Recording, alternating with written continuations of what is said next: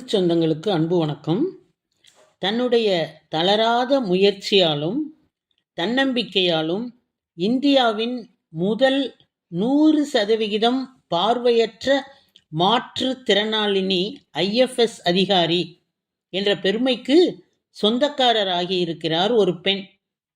இவர் தனது 10ஆம் வகுப்பு பொதுத் தேர்வில் 464 மதிப்பெண்கள் பெற்று பார்வையற்ற மாணவர் பிரிவில் மாநிலத்திலேயே முதல் இடத்தை பெற்றார்.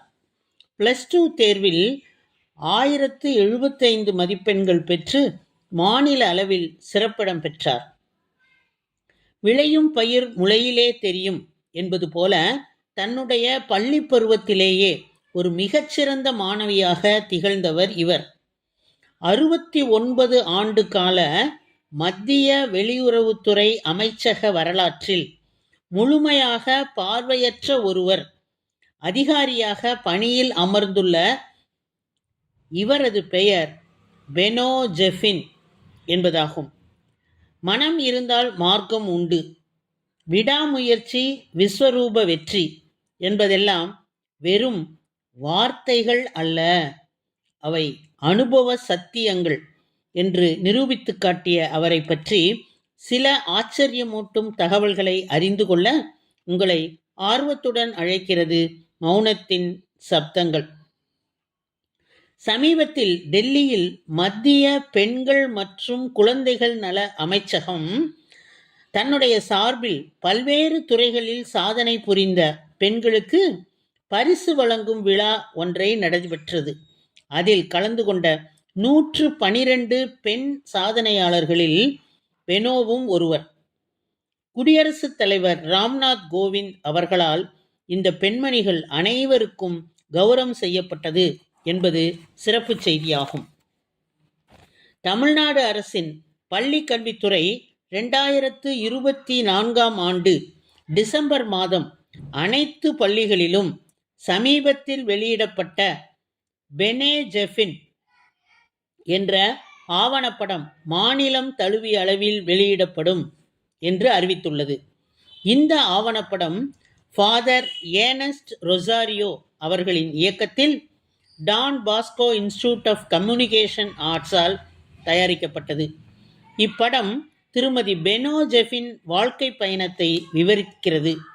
இவர் சிவில் சர்வீஸ் அதிகாரியாக துடிக்கும் அனைவருக்கும் கொடுத்துள்ள சின்ன மெசேஜ் என்னவென்றால், விலங்குகள் கூட உணவு கிடைப்பதற்கு என்ன செய்தால் நமக்கு உணவு கிடைக்கும் என்று திட்டம் தீட்டுகின்றன. நம் வாழ்வை மாற்றக்கூடிய, நாம் பிறர் வாழ்வை மாற்றுவதற்கு வழிவகுக்கக்கூடிய சிவில் சர்வீஸ் தேர்வினை எதிர்கொள்ள நாம் நிச்சயமாக திறமையான திட்டம் தீட்டினால் வெற்றி நிச்சயம் என்று கூறுகிறார். தமிழ்நாட்டின் சென்னையில் பிறந்தவர்தான் பெனோ ஜெஃபின். இவரது தந்தை LN சார்லஸ் என்பவர் ஒரு ரயில்வே ஊழியராகவும் இவரது தாயார் மேரி இல்லத்தரசியாகவும் உள்ளனர். பெனோ ஆங்கில இலக்கியத்தில் முதுகலை பட்டம் பெற்றவர். சிவில் சர்வீசஸ் தேர்வுகளுக்கு தயாராகி கொண்டிருக்கும் போது ஸ்டேட் பேங்க் ஆஃப் இந்தியாவில் ஒரு தகுதிகாண் அதிகாரியாக பணியாற்றி கொண்டிருந்தார். இவர் தன்னுடைய பள்ளி நாட்களில் இருந்தே UPSC சிவில் சர்வீசஸ் தேர்வுக்கு தயாராவதற்கு உறுதியாக இருந்தார். இதற்காக பிரெய்லி எழுத்துக்களில் எழுதப்பட்ட புத்தகங்களை படித்து தயாரிப்புகளை தொடங்கினார் பெனோ. அதோடு இணையத்தில் தலைப்புகளை கேட்டு பாடங்கள் கற்றுக்கொண்டு அவற்றை புரிந்து கொள்ளவும் செய்தார்.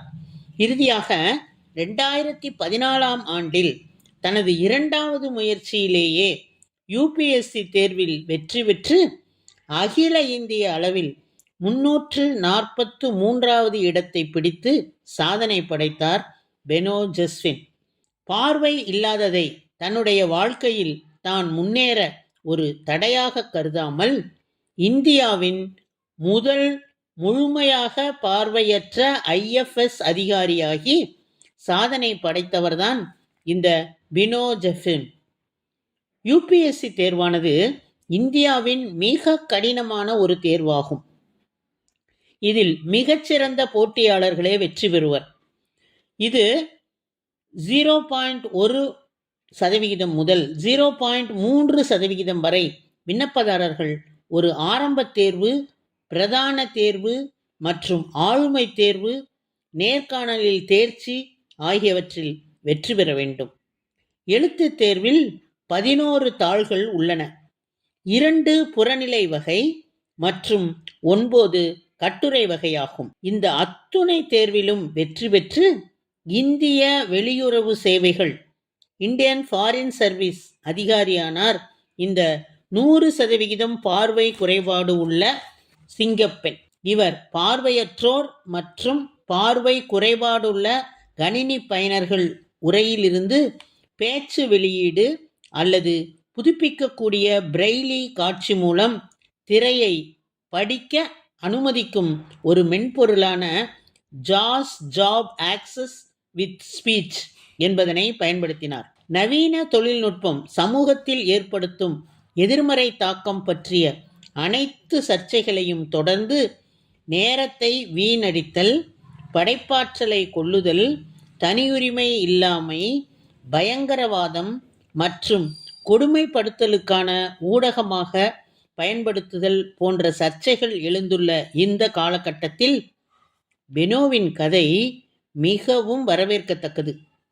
கணினி படிக்கும் உரையை பயனர்கள் கேட்க அனுமதிப்பதற்காக ரெஸ்பான்சிவ் வாய்ஸ் என்ற தொழில்நுட்பத்தை பயன்படுத்துகிறது. பிறவியிலேயே பார்வையற்ற இவர் சென்னை நுங்கம்பாக்கத்தில் உள்ள பார்வை அற்றவர்களுக்கான லிட்டில் ஃப்ளவர் பள்ளியில் பிரெய்லி முறையில் கல்வி கற்றார். அதன் பிறகு சென்னை ஸ்டெல்லா மேரிஸ் கல்லூரியில் ஆங்கில இலக்கியத்தில் இளங்கலை பட்டம் பெற்றார். அதனைத் தொடர்ந்து முதுகலை பட்டத்தை லயோலா கல்லூரியில் பயின்றார்.